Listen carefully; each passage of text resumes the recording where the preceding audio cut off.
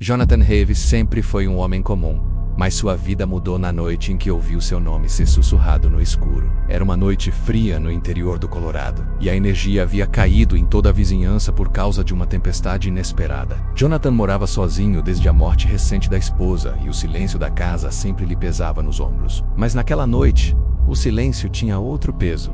Um peso vivo, pulsante, hostil. Às 2h17 da madrugada, ele estava sentado no sofá, iluminado apenas pela lanterna do celular, quando algo ecoou da sala ao lado. Jonathan. Não era um grito nem um sussurro desesperado. Era dito como quem conhece você profundamente. Como quem está ao seu lado. Como quem sempre esteve ali. Ele congelou. Seu coração martelou no peito. E antes que pudesse reagir, a voz repetiu: "Eu estou aqui." Aquela frase não vinha de nenhum lugar visível. Era como se estivesse dentro da parede, atrás do móvel, dentro da própria escuridão. E naquele instante, Jonathan teve a certeza de que não estava sozinho menos. Mas o que estava ali com ele não era humano. Na manhã seguinte, ele tentou racionalizar. Talvez estivesse cansado, estressado, vulnerável. Mas quando o dia clareou, encontrou marcas no chão da sala, como pegadas úmidas que terminavam exatamente onde ele havia escutado a voz. E no espelho do corredor, havia pequenas linhas desenhadas com o que parecia ser vapor, como dedos deslizando pelo vidro. Apenas uma palavra escrita: "Oi."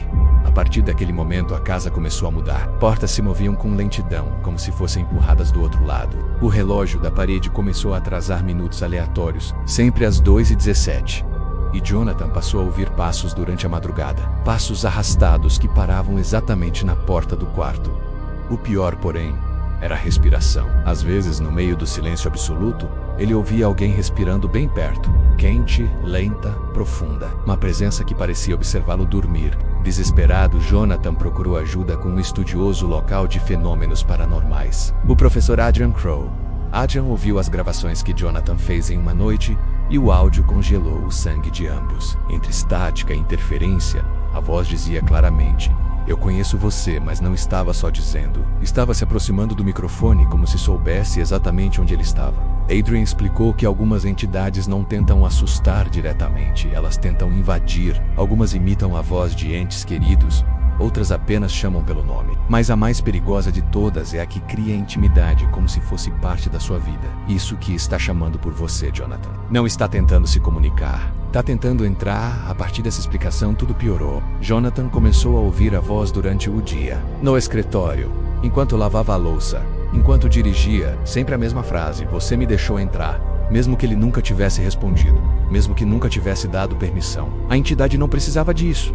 Ela apenas precisava ser ouvida. Certa noite, enquanto tentava fugir dormindo no carro, Jonathan viu algo no retrovisor. Uma figura parada do lado de fora da casa, imóvel, fina, com membros longos e o rosto completamente escuro. O que o paralisou, porém, não foi a figura, menos foi a voz dela. Perfeita, falando como sua esposa falava antes de morrer. "Volta pra casa, amor." Jonathan sentiu o mundo girar. Aquela entidade sabia detalhes que ninguém jamais soube. Naquela noite, ele chorou no carro até pegar no sono. E quando acordou, a janela do veículo estava aberta. No banco do passageiro, havia marcas de dedos na poeira, menos como se alguém tivesse sentado ao lado dele, observando-o dormir. A partir desse dia, a entidade não apenas sussurrava, ela imitava pessoas, mudava do tom.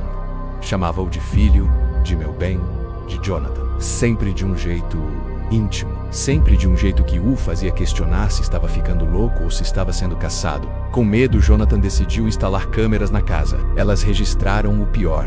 Às 2h17 da madrugada, a sombra surge no corredor, alongada, sem rosto, e para exatamente diante da porta do quarto. Ela não tenta entrar.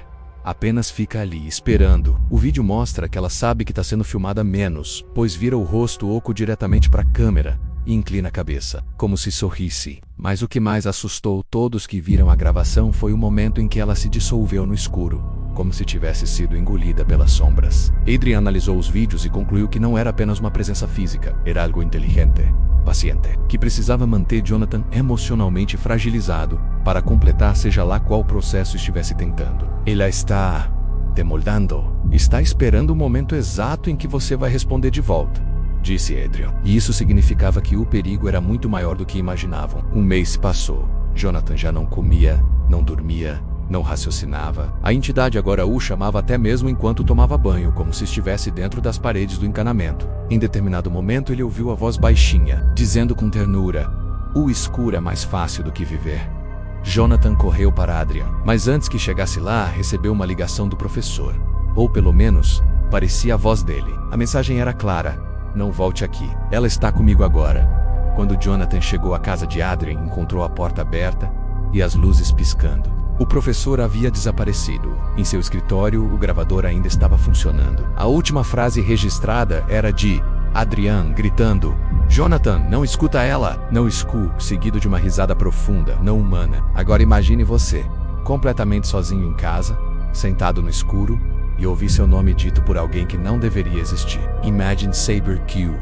Quando você responder, mesmo que seja num simples murmúrio, alguma coisa finalmente terá permissão para entrar. E imagine perceber tarde demais que a voz já sabe seu nome, sua vida, suas memórias, e está cada vez mais perto. Jonathan hoje é apenas mais um desaparecido na estatística da cidade. Mas moradores afirmam que às vezes às 2h17, escutam alguém chamando Jonathan na escuridão, menos como se a entidade tivesse encontrado um novo nome para buscar. Se essa história te fez gelar por dentro, comenta aí. O que você faria se ouvisse alguém te chamando no escuro da sua casa? Digs ao like, se inscreve no canal Mistérios da Escuridão e ativa o sininho, porque toda semana uma nova história te mostra que o perigo não está no escuro, mas no que te chama de dentro dele.